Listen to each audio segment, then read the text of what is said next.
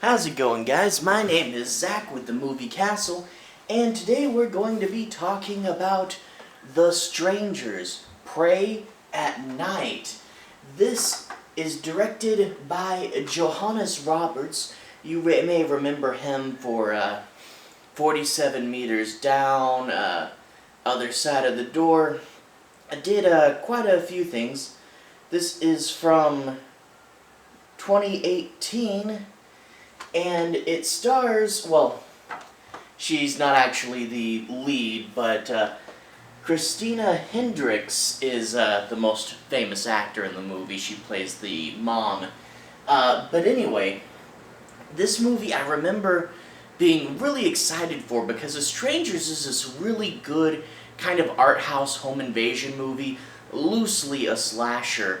And when I heard they were finally making a sequel to it, and I really love the design of the killers in this movie, and yeah, there are 3 of them, and I own the mask for those 2. They didn't sell the main guy's mask at the store, but it's characters I really like, and I was glad that they were doing a sequel to it, and I came out of the theater really happy. It was a good surprise, and then I went on the internet and I was watching reviews for it, and the reviews were primarily negative. Now, I have seen this movie a few times since then. I've seen this movie like 3 or 4 times, and the most recent watch through, the one that I did before reviewing it, I asked myself why the critics didn't like it, and I see their points, and I am not denying that there's not flaws with this movie.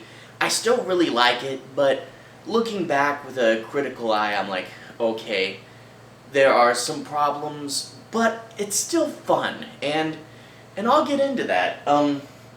So it opens up, you get this girl, and she's a bit of a juvenile delinquent.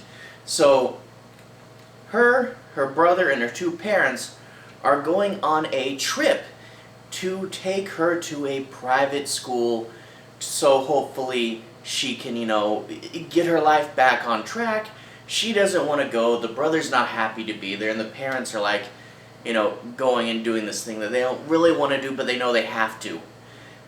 So along the way, they have to stop for the night, and they stop at a place, presumably, I think, owned by their uncle and aunt, and it's these trailers. Now, a lot of people were confused about what these were. I mean, I was kind of familiar with what they are, but a lot of people like, why are they in a trailer park that's completely empty?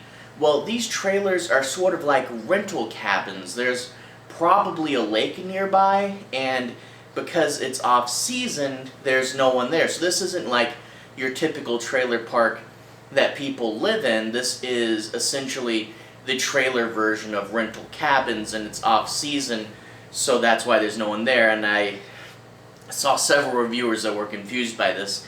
But anyway, it's a really cool setting. The big empty trailer park with all these little buildings you could go into, but you don't know what's going to be in there. Big empty streets, dark, and no one around for a long, long ways. It's a really good setting, and one of the movie's benefits, although I wish we could have seen, it's presumably by a lake, because most of these things are, I wish we could have seen that. But overall, the setting is really cool, a really big benefit. Now, that's the setup, and it's a little slow, them driving and stuff.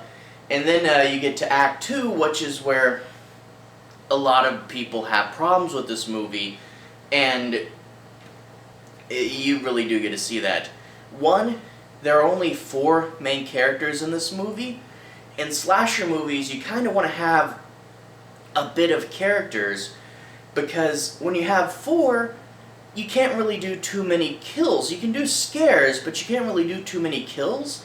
So by only having 4 characters, you can't do too many kills. And the kills in Act 2, there's one that's okay, and then there's another one, the car one, which some people didn't like, but I thought it was cool, and you do get to see the way these characters like to toy with their victims.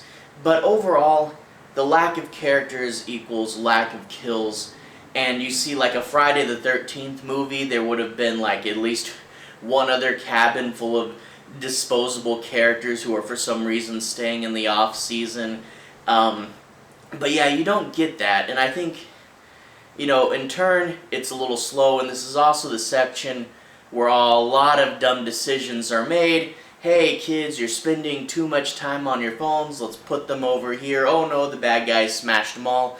Or the inability. Now, this one I hear a lot of people complain about. I kind of get it, but there is a gun in play, and they don't just go shooting them like crazy. Now, it would be a hard thing to do, even if you knew they were bad guys, but the audience tends to be a little more bloodthirsty. The whole, you have a gun, just go up and shoot them, and people don't necessarily do that, but it would be the best thing to do. So yeah, not as many characters to kill and some dumb decisions, and I think that is what a lot of people had problems with this movie, and I do see there are problems with Act 2, but, and I'm not going to spoil anything, but Act 3 not only saves this movie, but really makes it a film that you have to watch. Act 3, when you get down to the last two people, they're running around trying to escape, they got the strangers after them, and a few things happen that I really wasn't expecting to happen, and it really gives the feel of, we're not trying to protect these things in order to try to, keep the plot cleaner. Really, anything can happen, and there were a few moments where I'm like, oh dang, I guess we're doing that, and yeah, I'm really trying to not spoil it, but the idea that slashers are kind of like a game, where you're seeing who will make it out, how will they survive, what do they do to get away from these things. And there are some really cool moments in this third act, and it really plays off really, really well. There's one scene that, even though, like some critics will not like this movie, but they will still admit that there's the pool scene in the last third of this movie that is a classic horror movie scene, a classic slasher scene, and even if you don't like the movie, people typically admit the pool scene is grade A classic material there, so that's great. There's also some sequences, which I think some people might find that they're kind of silly, but the sequences at the end with the truck are really great. The truck stuff is cool, a little surreal, and they do truck stuff throughout the movie, but at the end, I did like that sequence, and I do really like the truck too. It's red and white, and I wonder if this was intentional or not, but it feels like a homage to Jason's mask from the Friday the 13th movies. It even has a bit where the front is painted white, but it's got a chip in the paint, and you can see the red paint underneath, and the chip is kind of like that, and it looks like the top chevron from Jason's mask, and I'm wondering if that was an intentional reference or not, but I found it really cool. But yeah, so that's kind of the thing with this movie. Not enough kills, a little slow at the beginning, but man, when it gets to the third act, it's classic material. And I suppose one other thing was kind of in the ads, I think, but the use of music in this movie is also really cool. You got, of course, Guardians of the Galaxy bringing back that motif of, pop culture music and putting it in the movie, and it played it really cool, and not everyone does it right, but I love the way that this movie used music. It was, at the beginning, a big road trip, and the songs they played were the 80s songs you'd hear on the radio, the older songs, and this movie really used music to its benefit, again, especially in the pool scene there. But overall, really fun, and I do get the flaws, but yeah, the use of music, the really cool empty trailer park setting, And although it's more from the first movie, the killer design is great. I love them and their costumes, the mask, and I do like that this is a horror movie with a group of killers, what you don't see slasher movies with a group of killers that often.